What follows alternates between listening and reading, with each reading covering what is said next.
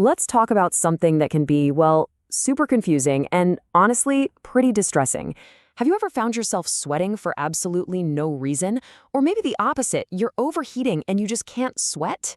If so, you're in the right place because your body is trying to tell you something really important. So you've got two sides of the coin here, right? On one side, there's hyperhidrosis, where you feel like you're just constantly drenched. And on the complete other end of the spectrum, you have anhidrosis, where you can't seem to produce a single drop of sweat. These feel like totally opposite problems.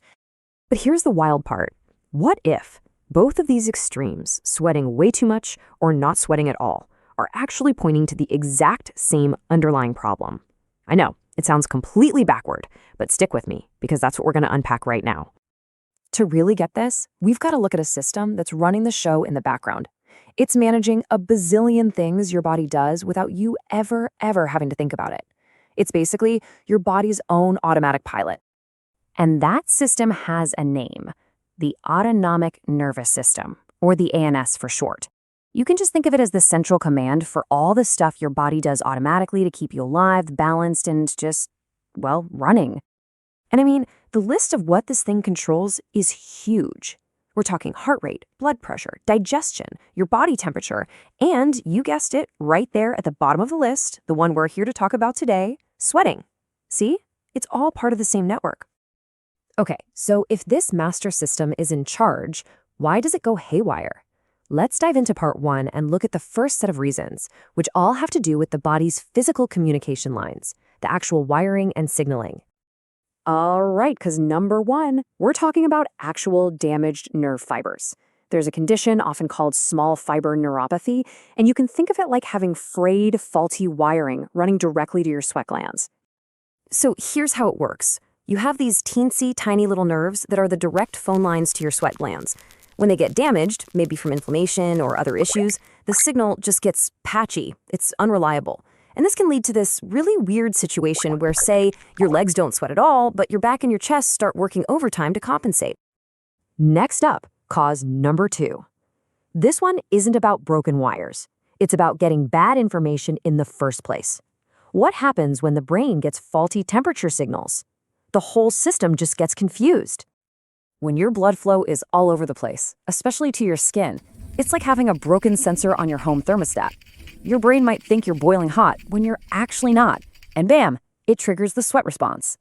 And this is a huge deal for folks with conditions like POTS, because sweating can actually make their symptoms so much worse by using up precious fluids they can't afford to lose. Okay, let's shift gears. Beyond just faulty wiring, the whole system can get, well, overloaded. It gets dysregulated. This isn't about broken parts anymore. This is about a system that's just been pushed way past its limits. Because number three is a big one, sympathetic overdrive. You know your fight or flight response? That's your sympathetic system. Well, overdrive is like having your body's emergency alarm system stuck in the on position 24/7.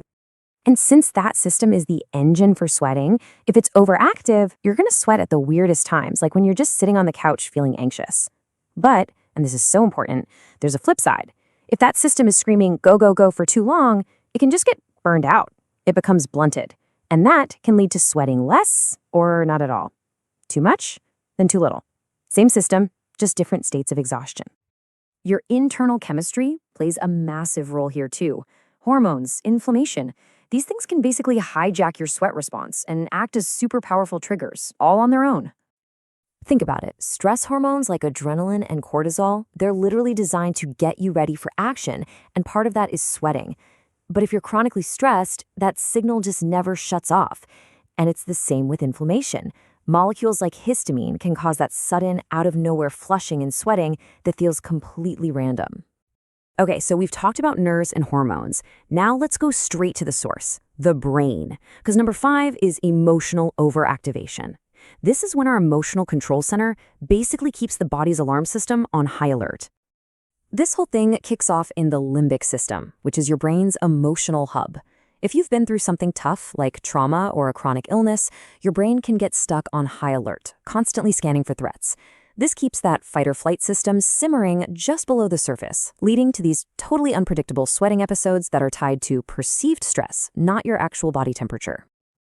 And for our final cause, let's circle back to the other side of the problem, not sweating enough. And believe it or not, this can come down to something as fundamental as a lack of energy at the cellular level. Here's something most of us never think about. Sweating actually takes a ton of energy. Your cell's little powerhouses, the mitochondria, have to crank out that energy to make it happen. So, if those little powerhouses aren't working right, your body is basically in an energy crisis. And what does it do? It goes into conservation mode. It starts shutting down processes that aren't absolutely essential for survival. And yeah, sometimes that includes sweating. And that brings us to this quote, which just nails it. Your body's sweating pattern isn't random. It's your nervous system's way of signaling imbalance between stress, circulation, and energy regulation. It's not a glitch, it's a signal. Your body is telling you that something is off between your stress levels, your blood flow, and your energy budget. So if you take one thing away from all of this, let it be this. It's all about a broken thermostat. Your autonomic nervous system is that thermostat, and when it's dysregulated, it can't get a good read on the room's temperature, so it just keeps blasting the AC or cranking the heat at all the wrong times. That's exactly what your body is doing. So, what do we do about it? The good news is there is a path forward. It's really a three-pronged strategy to help rebalance the system. First, you restore. This is the foundation, making sure your body has the raw materials it needs, like water and electrolytes. Second, you retrain. This means using tools like breathing exercises to actively teach your nervous system how to calm down. And third, you reacclimate. This involves gently and safely exposing your body to different temperatures to help that internal thermostat learn how to work properly again. So I want to leave you with this question. The next time you have one of those weird sweating moments, instead of just getting frustrated, I want you to pause and ask yourself this. See it not as a random malfunction, but as a meaningful signal. What is your body's thermostat trying to tell you right now?